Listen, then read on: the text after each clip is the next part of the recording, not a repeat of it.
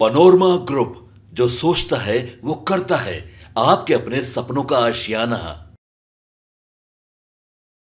पिछले 3 दिनों से नीतीश कुमार के क्राइम, करप्शन और कम्युनिज्म को लेकर के खूब चर्चा हो रही है और इस चर्चा में सबसे बड़ी बात यह है कि क्या नीतीश कुमार के एक अधिकारी पर ईडी की रेड हुई। अब इसके बाद क्या सीरियल शुरू हो जाएगा और कई अधिकारी इस दायरे में आएंगे। आपको बता दें कि बिहार के कई बड़े अधिकारी अब ईडी की रडार पर हैं और आईएएस संजीव हंस और पूर्व विधायक गुलाब यादव के ठिकानों से बरामद दस्तावेज में कई अधिकारियों के साथ लेन देन के सबूत मिले हैं। आपको बता दें कि ये खबरें बाहर निकल कर के आ रही हैं। कल ही आपने देखा कि सुनील सिन्हा के को ईडी ने बुलाया था और उसके बाद से और भी कई राज खुलेंगे।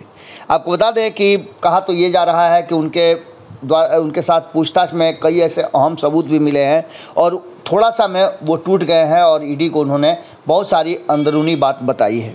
आईएएस अधिकारी संजीव हंस और पूर्व विधायक गुलाब यादव के ठिकानों पर ईडी की छापेमारी की कार्रवाई गुरुवार को पूरी हो गई। इस जो जांच है और इस रेड में कई ठिकानों पर लगभग 20 से अधिक यानी 1.5 दर्जन से ज़्यादा ठिकानों पे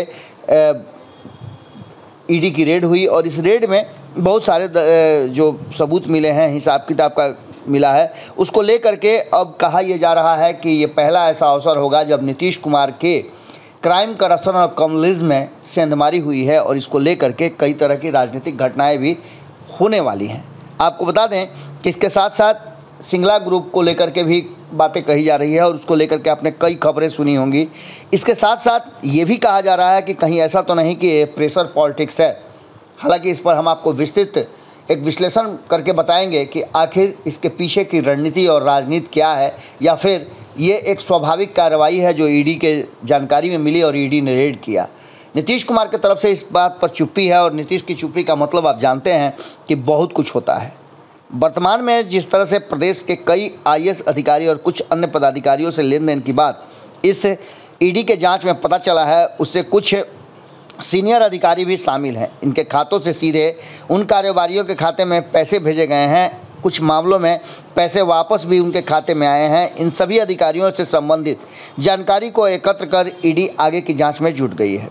आपको बता दें कि पूरी कुंडली खंगालने के साथ साथ संजीव हंस के साथ हुई लेन देन का चिट्ठा भी अपने पास लेकर के गई। इसमें पुख्ता सबूत और तथ्य मिले हैं जिससे साफ है कि अधिकारियों से जुड़ी हुई ये बड़ी नेटवर्क है और इस नेटवर्क में कई अधिकारी हैं और अधिकारियों की पत्नियों की भी इसमें चर्चा है जिनके लाखों अकाउंट में उनके पैसे गए हैं, उनके शॉपिंग में खर्च हुए हैं, महंगे गिफ्ट में खर्च हुए हैं। ये सारी चीज़ें अब धीरे धीरे करके छन करके बाहर आ रही है।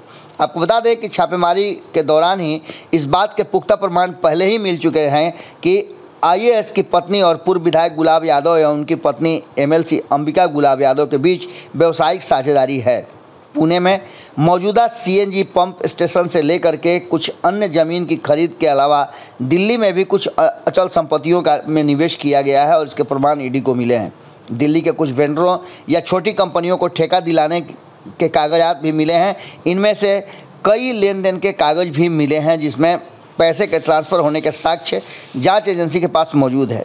इस पूरी जांच में कई ऐसे पहलू सामने आए हैं जिसमें नीतीश कुमार के करीबी और नीतीश कुमार के दुलरुआ कहे जाने वाले कई अधिकारियों पर दबिश बढ़ेगी। अब ऐसी स्थिति में आप समझ सकते हैं कि जिस नीतीश कुमार के बारे में कसम खाया जाता था कि वो क्राइम, करप्शन और कम्युनिज्म का दूर दूर तक कहीं भी साथ नहीं देते हैं और जीरो टॉलरेंस रखते हैं, वो नीतीश कुमार और उनकी टीम अगर फंसती है तो ऐसी स्थिति में आप समझ सकती हैं कि क्या होगा। निश्चित रूप से सरकार पर भी इसका असर पड़ेगा और इसको लेकर के हम भी छानबीन कर रहे हैं।